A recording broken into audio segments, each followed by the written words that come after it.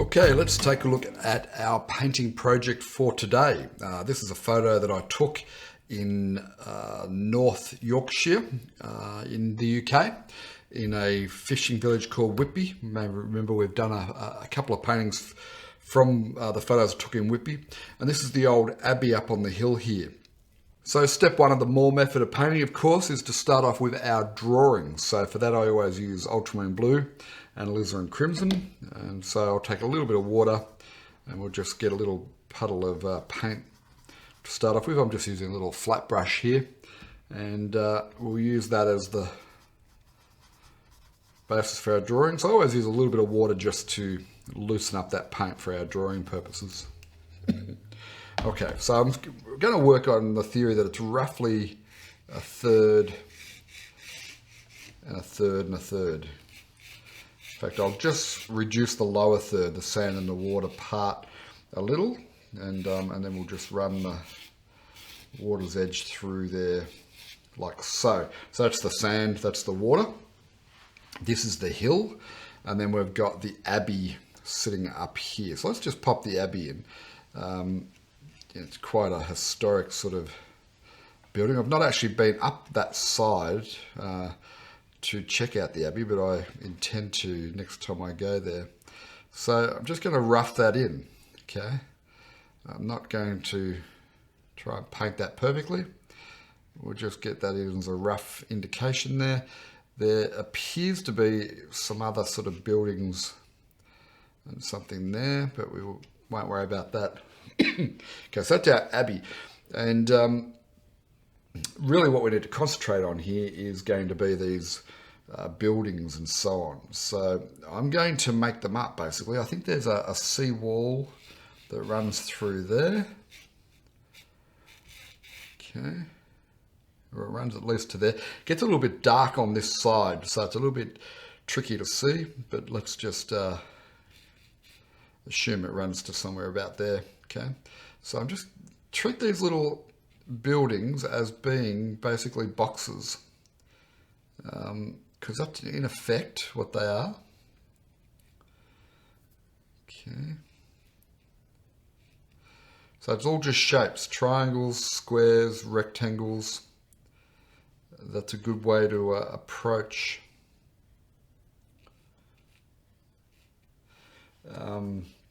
doing these little rows of houses and buildings.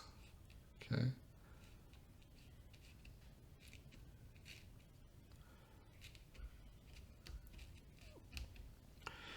And again, you don't have to get it exactly as you see it. And I'm certainly not going to go for 100% accuracy with this at all.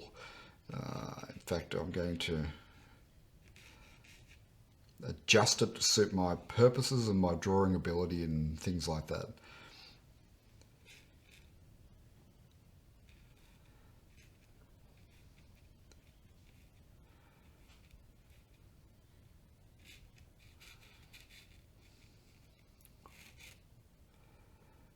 Okay. And I'm definitely not going to put in the same number of, I think there's, yeah, okay, so there's another section that goes up like so, and down here we've got a row of houses. Reminds me of that Eagles song, Pretty Maids All in a Row. Okay, something like that. Okay, let's do step 2 now, our blocking. Step 2 of the Moore method, using our primary colours, our ultramarine blue, alizarin crimson and yellow ochre. Now, if you're not familiar or haven't done too many paintings with us, you're wondering why we're using those colours, I highly recommend our colour mixing course, where we explain in detail why we use a limited palette and then how to mix all the colours we need from there.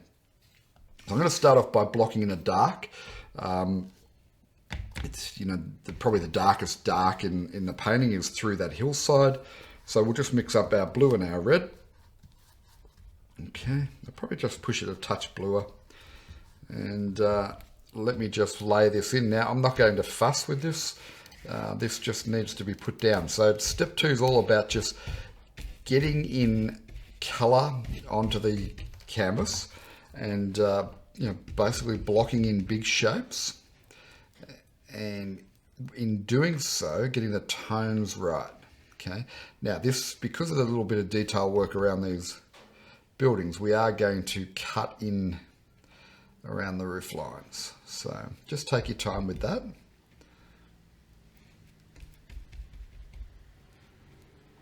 can always refine it later on. However, we want to get it as accurate as we can in this phase.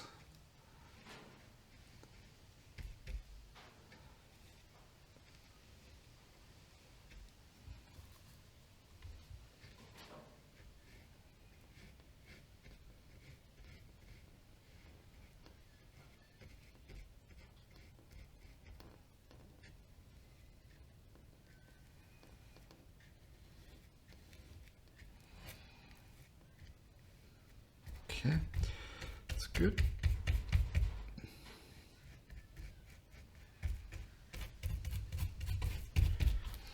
And I'm going to give that a little bit of time to dry off, so I'll come down here and work in this section here. Now the water is a murky, greeny sort of colour, so I've just taken ultramarine blue and alizarin crimson, like so, and push it a little bit yellower. And let's just work that in. It's not a very pleasant colour. However, that's kind of largely what it was. So that's how we'll paint it. Get the tone like that. And then for our sand, what I'll do for now is I'll just block in really one tone. The yellow ochre, I'll put a little bit of titanium white into it. My brush is a little bit dirty, so I'm not happy about that actually. I'll pop that in the water. We'll grab a fresh brush, which means I'll need some fresh paint. I should have cleaned my brush, which I didn't. So the colour just got a little bit dirty, and I don't really want it to be too dirty. So we'll take a fresh brush, yellow ochre, titanium white, mix that together. Now it's a little bit dark, so I'll add a touch more titanium white to that. Okay, and let me just come in now. We will add some darks and we'll add some lights to this as we progress, because I'm just going to block it in for the moment, just with one tone. Okay, so you can see that sort of a pale mix there. I probably need to go just a touch bluer, I think. We'll brighten it up a little bit. And let's just start out working that along the top there.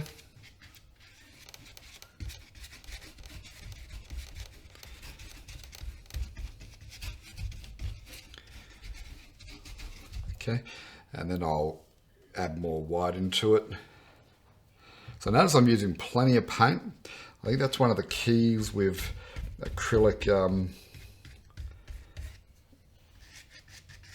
paint, is to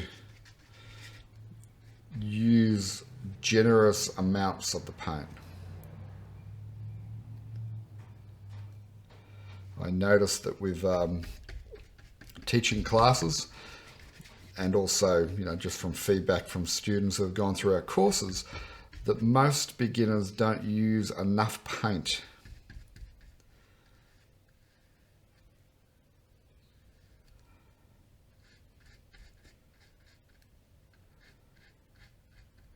So what that means is they put out a tiny little bit of paint, and then they're trying to blend and so on with that tiny little amount of paint, and it doesn't work for a couple of reasons. One is it's very hard to push around a thin amount of paint on the canvas. Almost impossible, really. But the other reason is that it dries out too quickly.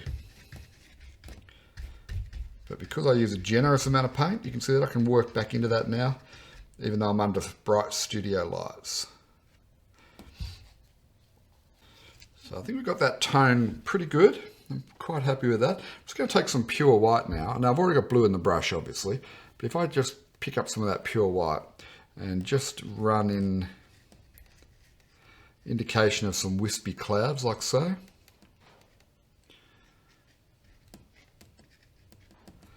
Don't have to paint clouds. You see, I just move the brush around in the shape of the sort of wispy cloud that I'm hoping to paint. And when that dries down, that'll look quite good. Okay, so I think that brings us now to the end of step 2. There's a lot of paint there, it needs to dry off. By letting it dry off and having it completely bone dry, when we come back to work on that, it'll make our life really easy. If I continue to try and work on this is another mistake that beginners make. They continue to try and work into it as it's drying. And as it's drying is the worst time to work on acrylics. When it gets tacky, then it's time to either rehydrate it if you've got the right type of acrylic paint, or it's time to let it dry. So the more method of painting, what we always do is do step 1, our drawing, step 2, our blocking as we've just done, and then step 3, we will do the details, the highlights, finishing touches on a dry surface. Okay, welcome back now. I've given this plenty of time to dry off. And so now what we need to do is move to step 3 of the more method of painting, which is of course getting in our details, our highlights and finishing touches. And in particular, we need to work into the buildings here and get those established a bit more. So what we're going to have is, we've got the light coming from the top right-hand corner from up here. It's coming through here. It's actually coming more side on, which means the side of these buildings here are all going to be catching the sun, and the front of them is going to be more in shadow. So we need to really work on 2 different tones. We've also got a couple of different colors of buildings. We've got some dark red brick buildings here and there, and then we have these nice little white cottages as well with red roofs. So we need to make sure we capture all of that. So when I say it's white, like the front here, they're going to be white in shadow, so it's not going to look white, but we'll start off with a white. So I've just got ultramarine blue, alizarin crimson or permanent crimson, yellow ochre and our white. Okay, and then what we want to do is create a shadow version of that white. So we'll go to our dark here. So there's our dark and there's our white. I'll just get a little bit more of the white, and if I mix that together, now it's a little on the purple side, a little bit too much red coming through there for what I'd like. So because we're going to have some red brick buildings as well, I'll just add in some more blue into that. Okay, now I've just added way too much, as you can probably tell. So it's now pushed to very blue, but what we'll do is we'll just take another big chunk of that white, mix it to one side, and then we start to arrive at the right tone. Okay, so it's going to look white to the mind, to the eye, right? Especially when we add the highlights on. So hopefully you follow that process of how I arrived at getting a white and a shadow tone. I could lighten it off a little bit more if I wanted to. And that's the same process that we teach you in the color mixing course, which I think is an essential course for anyone learning to paint, because it teaches you how to arrive at the right tone and the right color. So let's just work this in. Now I'm going to do this fairly loosely today, which is pretty much what my style is anyway, to paint loosely. But we'll just get in. These are going to be little white cottages there. We'll do the M1 as a red brick, and I think we might make this one here a white brick cottage as well. I imagine these were fishermen, where the fishermen and their families would live. Okay, we'll have another one there, and perhaps we'll have one that runs slightly different shape just in through there. Okay, so we're just blocking in the initial tone there. So again, we'll start off with a white, but what I find to get a nice sunny highlight color is just add just the tiniest touch of yellow ochre to it there. You can see I've just got a little bit in there, and we'll mix that around, and that yellow ochre will just add the feel of sunlight lighting that up rather than painting it just pure white. Now what happens when the viewer looks at the subject, they're going to see that as just a combination of the highlight and the shadow. Their mind will tell them that this is a white cottage in shadow and light. Okay. Especially when we detail that up. So I'm just roughly blocking that in for the moment.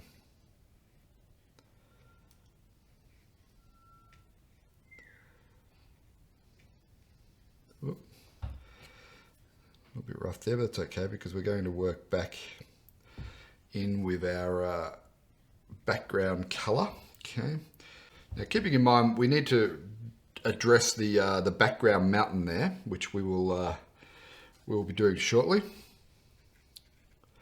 So if you get some of your edges a little bit out, then we are going to tighten up around the outside edges anyway. Okay, now what we need is that tone, but in more light. So we need a lighter version of that. Okay, so I'll just take that and we'll mix white to one side, and then we'll add a little bit of yellow just to add a little bit of sunshine into it. Okay, so we want to avoid it going pink. I'd rather it be slightly on the orange side than pink, which is why I'll add more of that sunlight tone. And then let's now come in here and make sure you don't have too much paint on the brush because that'll make it hard to get clean lines. But let's just run this in as the sunlight.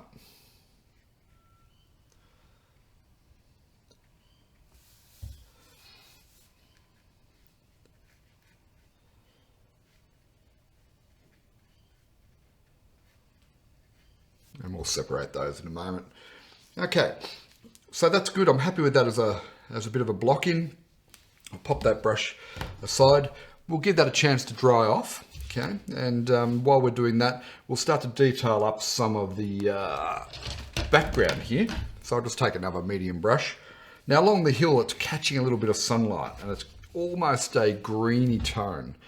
So we can exaggerate that. We don't have to stick laboriously to the photo. So I'll just get an olivey green, just our blue and our yellow here. Okay.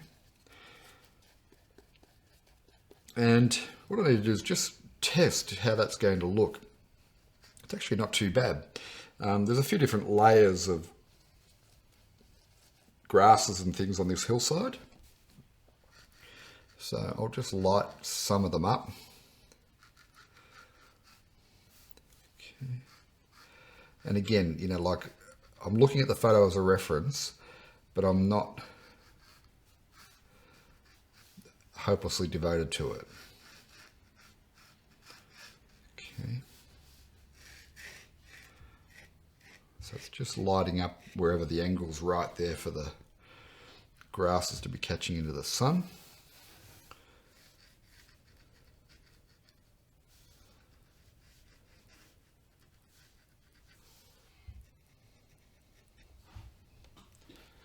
Okay, we got a little bit yellower in parts.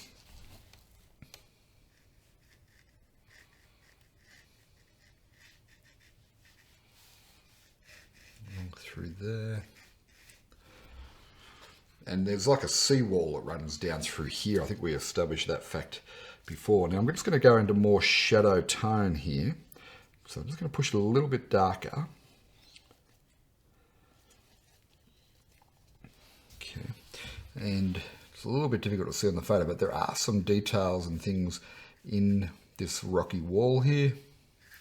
So I'll just make a few marks just to, I don't want this to be drawing anyone's attention or the eye or anything like that.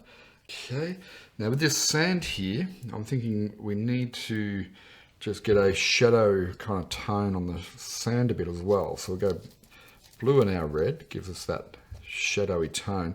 It's a little bit heavy, so I'll just lighten it back. And the shadow runs, well, there's shadow running in through here. It's running out more that way from the buildings a little bit.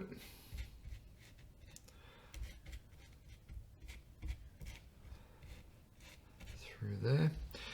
And then there's a bit of shadow in here as well.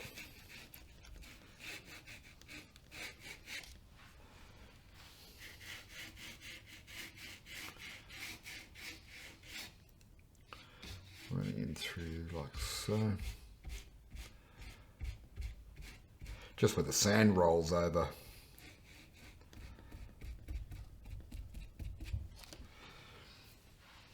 Through there.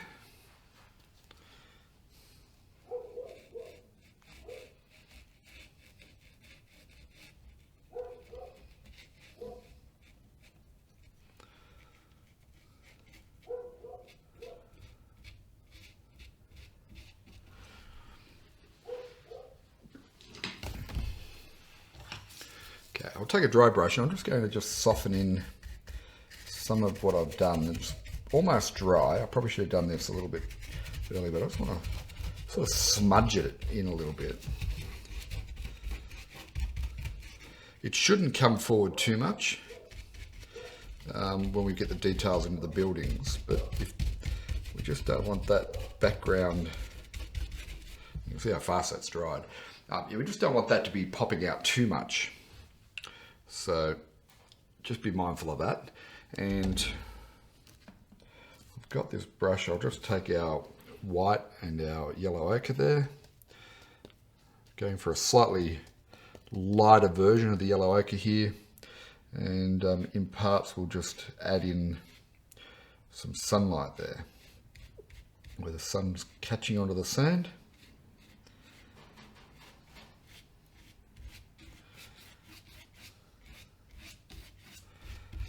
Like so.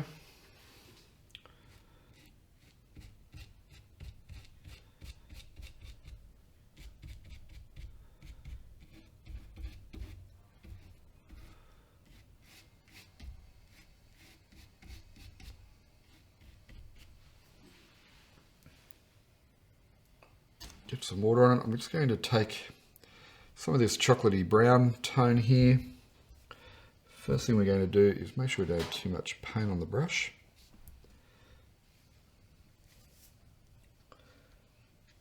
This brush is a bit awkward to use now.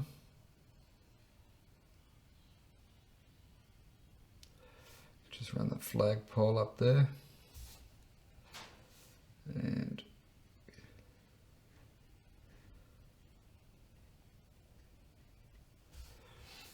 a couple of little marks like so.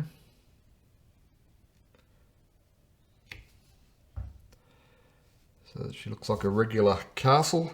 Then I'll get a bluer version of that. And there's a nice big window there. I might have to go lighter actually for that one. In fact, I'll pop that over there. So I'll just take this lighter bluey grey and I'll just indicate that there.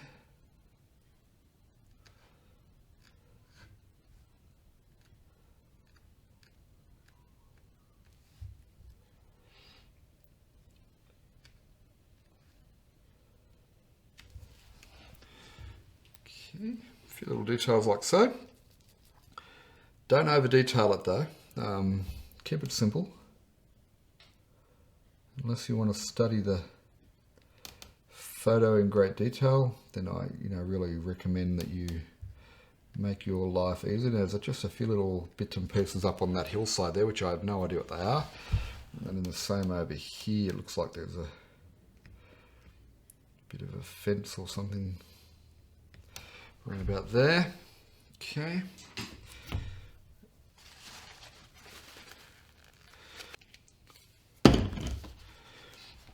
Okay, so I just added a big puddle of white, and I'm just going to try and get some reasonably pure colour. I picked up some dirt there, but some reasonably pure white on the tip.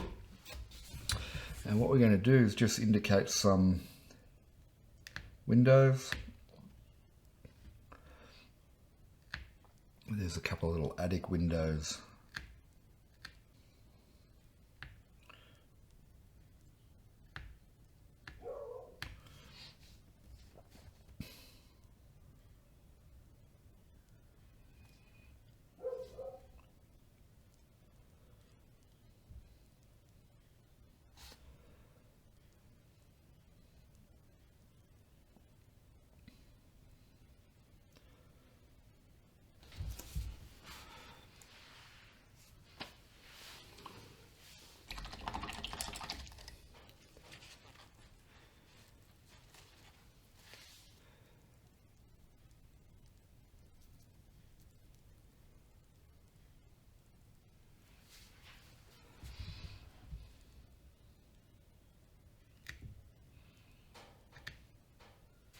And while I've got some darks, I'm just going to indicate a few people on the beach here. They're just small, smaller than that in fact.